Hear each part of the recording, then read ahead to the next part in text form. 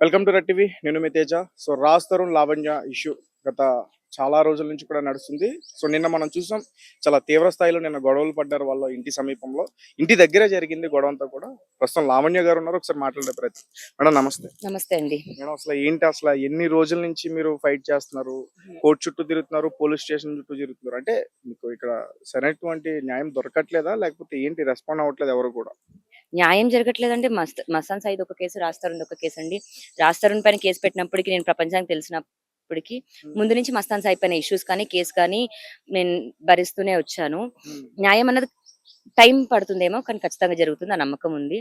న్యాయ పోరాటం అన్నది కోర్టులో జరగాలి కదండి, పోలీస్ స్టేషన్ లో కాదు. నన్ను ఎంతసేపటికి పోలీస్ స్టేషన్ లోనే తిప్పేలాగా చేస్తున్న ప్రయత్నం వీళ్ళది. న్యాయ పోరాటం అన్నది జరుగుతుంది, న్యాయం జరుగుతుందండి. మరి జరుగుతున్న టైంలో ఈ జరుగుతున్నాయన్న నమ్మకం మీకు ఉందనుకుంటాలే కాసేపు. నేను సీన్ చూస్తున్నా కాబట్టి సిచ్యువేషన్ ఎలా ఉందో నాకు అర్థమవుతుంది. మరేంటి ఇప్పుడు రాజ్ తరుణ్ వాళ్ళ పేరెంట్స్ రావటం మీరున్న ఆ హౌస్ కి, అలాగే వాళ్ళకి సంబంధించిన బంధువులు ఎవరో వచ్చి మీ పైన దాడి చేశారు, చెప్పొద్దు మిమ్మల్ని చాలా అక్కడ మీ ప్రైవేట్ పార్ట్స్ పైన కూడా కొట్టారంటూ కూడా మీ ఫాదర్ మీడియా ముఖంగా చెప్పే ప్రయత్నం చేస్తారు. ఇదంతా కూడా నిజమేనా ఏంటి, అసలు ఏం జరిగింది నిన్న? మస్తాన్ ఒక రకంగా ఫిజికల్ గా అసాల్ట్ చేసి సెక్షువల్ గా చేస్తే, ఆడవాళ్ళు ఒక రకంగా చేశారండి. బట్ ప్రాసెస్ అయితే సేమ్ అనే చెప్పొచ్చు. అంటే నేను కదలట్లేదు అన్న దగ్గర అంత దారుణంగా చేసి కదిపించాలి అనుకున్నారు. బాధాకరం ఏంటంటే ఇదంతా నా అంకుల్ ఆంటీ ముందే జరిగింది. నేను రిక్వెస్ట్ చేశాను, అంకుల్ ఆపమనండి అని. చూస్తూ కూర్చున్నారు సోఫాలో, కానీ ఆపలేదు. అండ్ అంటే వాళ్ళిద్దరు అక్కడే ఉన్నారు, అదే టైంలో మీ పైన అటాక్ జరిగిందా? పైనుంచి అటాక్ జరుపుకుంటూనే వస్తుంది. మొలెస్ట్ పైన అండ్ కింద కూడా జరిగింది. ఈడ్చుకుంటూ వస్తున్నారు, ఆపమన్నాను. అవును, అదంతా కూడా వీడియోలు తీశారు. ఆ వీడియోలు ఇప్పుడు కావాలని పోలీసులను కోరింది కూడా అదే. ఖచ్చితంగా వీడియోలు బయటికి రావాలి. నాకేం ప్రాబ్లం లేదండి. నేను సెక్షువల్ అసాల్ట్ అయిన సర్వైవర్ ని, నేను నాకు ఫిజికల్ అసాల్ట్ అయిన సర్వైవర్ ని చెప్పుకుంటున్నాను. ఏదో సిగ్గు లేకుండా చెప్తున్నానని కాదు, మళ్ళీ సిగ్గు లేకుండా వీడియో వస్తే కూడా ఏదో అవుతుందని కూడా కాదు. అంత దారుణంగా ఒక ఆడపిల్లని చెయ్యొచ్చు అన్న ఆలోచన మళ్ళీ ఆడవాళ్లే చేశారు కదా, అది కూడా వస్తేనే బాగుంటుంది.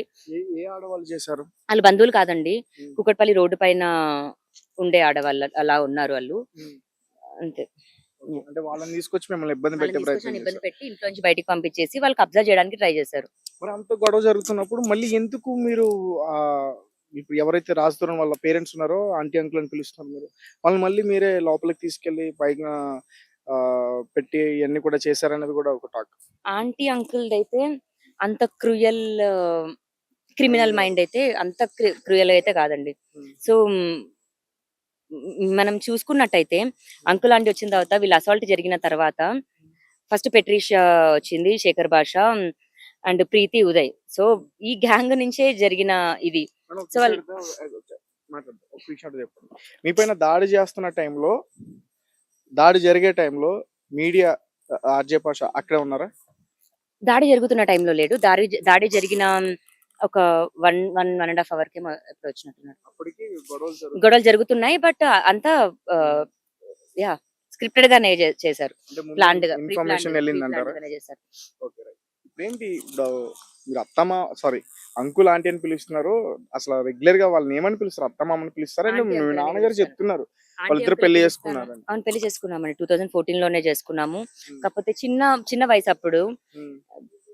పెళ్లి జరిగి కూడా మరి 11 ఏళ్ళు అవుతుంది కదా. అండ్ చిన్న వయసు, ఏదో తెలిసి తెలియని వయసులో చేసేసుకున్నారు. బొమ్మల పెళ్ళ లేకపోతే ఏంటి? బొమ్మల పెళ్ళి ఏం కాదు, గుళ్ళో తాళి కట్టాడు, 7 అడుగులు వేసాం. అండ్ తాళి కట్టినప్పుడు మీ మెల్లో కనిపించట్లేదు మేడం ఇప్పుడు తాళి. నా బంగారం పోలీస్ స్టేషన్ నుంచి వచ్చినప్పుడే నా బంగారం పోయింది.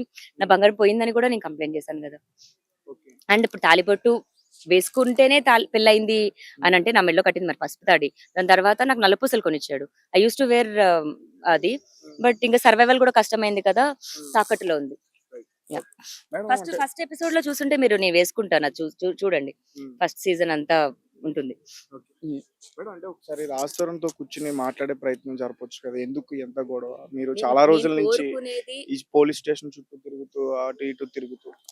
నేను కోరుకునేది నా ఫైట్ కూడా కేవలం రాజ్ తరుణ్ తో కూర్చొని మాట్లాడుకొని క్లోజరే. అసలు అవ్వాలి ఈ కదండి. మధ్య ఎవరన్నా పోనీ ఇలా ఒక పెద్ద మనుషులు ఎవరన్నా వచ్చి మీ ఇద్దరిని సైలెంట్ చేయడానికి ఎవరన్నా వచ్చారా అసలు అట్లా? అతను ఒప్పుకోవట్లేదా లేదా అతని వరకు రీచ్ అవ్వట్లేదో కూడా తెలియదు. నంబర్లు బ్లాక్ చేస్తాడు. అండ్ వద్దు అనుకుని వెళ్ళిపోతేనే కదా నేను కేసు పెట్టింది. హ్మ్. వచ్చి మాట్లాడి ఇది చేయమని. హ్మ్. మరి మేబీ భయపడ్డాడేమో, బాబోయ్ ఇది వదలదు అనుకున్నాడేమో. నేనే వదిలేస్తాను అని చెప్తున్నాను. వచ్చి క్లోజర్ ఇచ్చేసి వెళ్ళిపోతే నేను నా లైఫ్ ని మూవ్ ఆన్ అయిపోతాను. మధ్యలో వచ్చిన కొంతమంది ఆర్టిస్టుల పేర్లు వినిపిస్తున్నాయి. ఏదో సెటిల్ చేయడానికి ట్రై చేశారు. సమ్ ఏదో అమౌంట్‌కి అని. మా ఇష్యూని సెటిల్ చేయడానికి గాదు. వాళ్ళిద్దరు ఉండడానికి నన్ను సెటిల్ చేద్దాం అనుకున్నారు. హ్మ్. 50 లాక్స్ ఆమె నాకొక కొంచెం మనీ, ఆమె బాయ్ ఫ్రెండ్‌కి ఒక కొంచెం మనీ. హ్మ్. రవి అంటే అతని పేరు. ఆహ్, పేరు చెప్పండి భయపడకండి. యాహ్! భయం ఎందుకు? నాకేం భయం లేదు. హ్మ్. హరియానా బిగ్ బాస్ హ్మ్. ఆమెతో అఫైర్ పెట్టుకున్న 2021లో ఎప్పుడో. హ్మ్. ఆహ్, ఎంత కావాలి నీకు రాజుని వదిలేయడానికి అని ఆమె నన్ను అడిగింది. 2021లో తనతో అఫైర్ పెట్టుకున్న విషయం మీకు తెలుసా? తెలుసు. మరి ఆ టైంలో లావణ్య ఎందుకు బయటికి రాలా?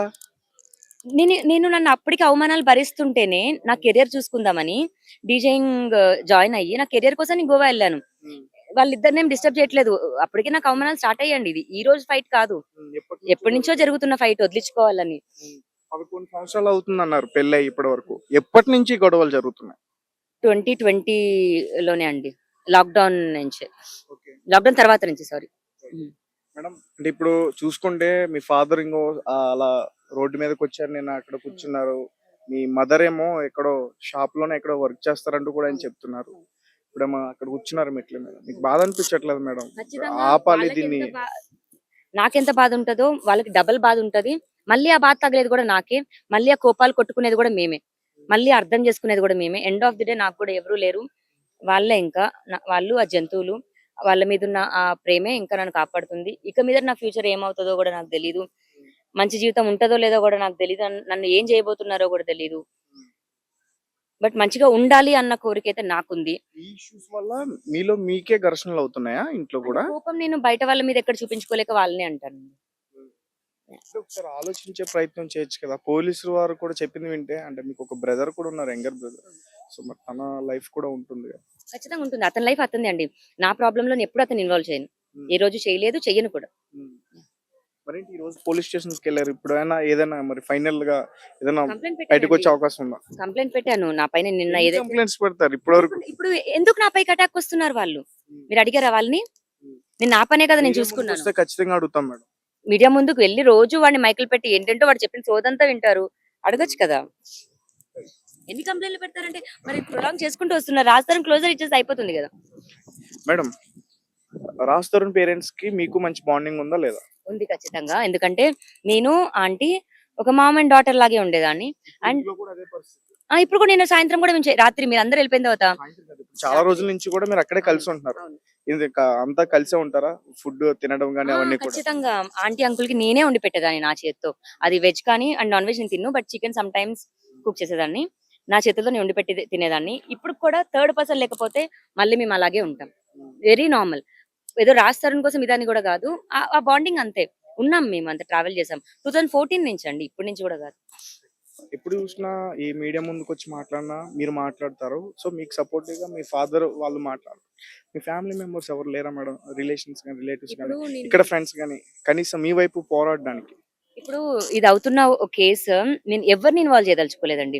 ఎందుకంటే మస్తాన్ సాయితో నేను పోరాడుతున్న టైంలోని నా పక్కన ఎవరున్నారో వాళ్ళకి ఫిజికల్ అటాక్‌లు కూడా అయ్యేవి. సో, నేను నేను ఎవరికీ వద్దు. నేను ఒంటరిగా ఫైట్ చేసుకుంటున్నాను. నా తప్పు నేనే ఫైట్ చేసుకుంటాను అంతే. హ్మ్. ఏందసలు శేఖర్ పాషాతో మీరు ఒకసారి మాట్లాడొచ్చు కదా! తనకి సంబంధం లేదు అని మీరు చెప్తున్నారు. ఒక పక్క అతను కూడా ఒక యాంగిల్‌లో రాజ్ తరుణ్ వైపు నేనున్నా లావణ్యతో నాకు ఇష్యూ కాదని చెప్తున్నాడు. లావణ్యతో ఇష్యూ లేనతను లావణ్య గురించి ఎందుకు మాట్లాడుకుంటున్నాడు? శేఖర్ భాష అనే వ్యక్తి రాజ్ తరుణ్‌కి సపోర్ట్‌గా వెళ్తే, రాజ్ తరుణ్‌ని ఎలా సేవ్ చేసుకోవాలా? లేకపోతే రాజ్ తరుణ్ మీద ఏంటి అని చేసుకోవాలి గానీ, లావణ్య చెడ్డది, లావణ్య ప్రాస్టిట్యూట్, లావణ్య డ్రగ్స్ అమ్ముతది. ఏంటా మాటలు? వాళ్ళ అమ్మ ప్రాస్టిట్యూట్ చేస్తే ఇప్పుడు చాలా మందొచ్చారు గదా! ఈరోజు అందరూ సపోర్ట్ చేస్తున్నారా? మాట్లాడుతున్నారా? నాకు సపోర్ట్ మీన్ నాకెప్పుడు అంటే మీరు ఏదైతే చెప్పదలుచుకుంటున్నారో దాన్ని మంచిగానే కవర్ చేస్తున్నారు అనుకోవచ్చా? నేనసలు ఏం కవర్ చేశారో అంటే గూడా ఏం కొంచెం చూడలేదు. వేరే ముందు నేను చూసా. అంటే ఒక మీడియా ఛానెల్ పైన మీరు దురుసుగా ప్రవర్తించడం. అంటే ఎంతసేపటికి ప్రీతి, ప్రీతి, ప్రీతి అనే టాపిక్ వచ్చినప్పుడు అసలు వాళ్ళు ఎవరండి? వాళ్ళకేమైనా పోనీ ప్రాబ్లమ్ ఉందా? ఫోన్ పోయిందా? ఎళ్లి లీగల్‌గా చూసుకోమనాలి కానీ, ఇళ్ళ మీదకి గొడవలకి, దాడులకి ఎళ్ళిపోవడం ఏంటి? ఇప్పుడు నేనున్నా రాజ్ తరుణ్ మీద గొడవలకి, దాడికెళ్ళానంటే రాజ్ తరుణ్‌తో నాకు ఇష్యూ ఇది ఉంది. ప్రీతికి ఉందా అటు వెళ్లి మాట్లాడమని నాతో పర్సనల్‌గా వచ్చి మాట్లాడమనండి. మా అత్తమామలతో కలిసి వచ్చి వాళ్ళతో ఒక ఇష్యూ చేసుకుంటూ సీన్ కోసం చేస్తున్నారు. లేదా నన్ను బ్యాడ్ చేయాలి అని చూస్తున్నారు. న్యూసెన్స్ చేయాలని చూస్తున్నారు అనేది ప్రధానంగా అక్కడ క్లియర్‌గా అర్థమవుతుంది. అది వాళ్ళ ఇంటెన్షన్, వాళ్ళ మోటివ్. ఆ మోటివ్ వెనకాల ఉన్నది ప్రీతి వాళ్ళని రెచ్చగొట్టుకుంటూ చేసింది శేఖర్ భాష. అంతే. మేడం ఒక విషయం చెప్పండి. అంటే రాజ్ తరుణ్ దగ్గర నుంచి నేను ఫైనాన్షియల్ గా ఏమి ఆశించట్లేదు. నేను అతనితో కలిసి జీవితాంతం కలిసి ఉండాలనేది నా ఫైట్. ఇదేనా? హ్మ్. ఖచ్చితంగా నేను రాజ్ తరుణ్‌తో మంచిగా ఇచ్చేయాలని కోరుకుంటున్నాను. ఎండింగ్ నాకు క్లోజర్ కావాలి. క్లోజర్ లేకుండా నువ్వు పారిపోయి ఇది చేసి నా మీద నిందలేపిస్తుంటే, అది నువ్వు దూరంగా ఉండి నేను ఎయ్యట్లేదు అంటున్నావు. కానీ ఏపిస్తున్నది నువ్వే అని అర్థమైపోతుంది. అసలు వద్దలా. క్లోజర్ లాగా ఇచ్చేసేయ్. It's done. అంతే. దట్స్ వాట్ నేను ఎక్స్‌పెక్ట్ చేస్తుంది. మనీ గురించి, ప్రాపర్టీ గురించి కూడా వద్దు. ఇప్పటికి కూడా వచ్చి రాజ్ తరుణ్ మాట్లాడేస్తే నేను అవే ఇచ్చేసి ఎళ్ళిపోతాను. అప్పటి వరకైతే నేను ఇవ్వను. నేనెళ్ళేది కూడా ఉండదండి. బట్ అలా అని అంకుల్ ఆంటీని పంపించేయడమో, ఉండకూడదని కూడా కాదు. They can stay happily. మీరున్న విల్లా ఎంత విలువ చేస్తున్నాడు? మేము కొన్నప్పుడు ఎంతో 1.5 ఎంతో అనుకుంటా అండి. ఇప్పుడు అది సమ్ 12, 14 క్రోర్స్ ఏమో నాకు తెలీదు. Because I never wanted to. But బయట జనాలైతే అలాగే చెప్తారు. యాహ్! చివరగా ఒక ప్రశ్న. రాజ్ తరుణ్‌ని కలిసే ప్రయత్నం చేస్తారా? చేయరా ఇప్పుడు? నేనైతే ఫోన్ ఎప్పుడు చేస్తుంటాను. ఏదైనా ఒకసారి అన్‌బ్లాక్ చేసుంటాడేమో అని. ఇప్పుడెప్పుడు బ్లాక్‌లోనే ఉంటుంది. నేను వాయిస్ వినాలని ఎవరిదైనా ఫోన్ ఉంటే మళ్ళీ అన్‌నోన్ నంబర్స్ నుంచి కాల్ చేసి కూడా వాయిస్‌లు వింటాను. కంప్లెయింట్ పెట్టి చిన్నోడా అని ఫోన్ చేసావు సిగ్గు లేకుండా అంటాడేమో. చూడు ఒక్కరు కూడా గుడ్ టర్మ్‌గా కలపడానికి చేయట్లేదండి. శేఖర్ భాష లాంటోళ్ళు వస్తే లైఫ్‌లో జీవితం అంతా ఎప్పుడు ఇంతేనేమో. అతను టచ్ చేసిన అందరి లైఫ్స్ ఇలాగే అయ్యాయి. ప్రాబ్లమ్ సాల్వ్‌కి వెళ్తుందా? కొట్టుకు చేస్తున్నాం. ప్రాణాలు పోతున్నాయి. నిన్నేమైనా జరుగుంటే దేనికండి? మళ్ళీ వాళ్ళొచ్చి ఫేమ్‌కి కావాలి అంటారు. ఎట్లా మేడం? బ్యాక్ క్యామ్ నడుస్తుంది. మళ్ళీ ఫేమ్‌కి కావాలంటారు. ఫేమ్‌కి కావాల్సింది వాళ్ళకండి. నాకెందుకండి ఫేము? ఫే సింపుల్‌గా నేను బతికిన మనిషిని. వాళ్ళు సోషల్ యాక్టివిస్ట్ అని వచ్చిన పేరుతో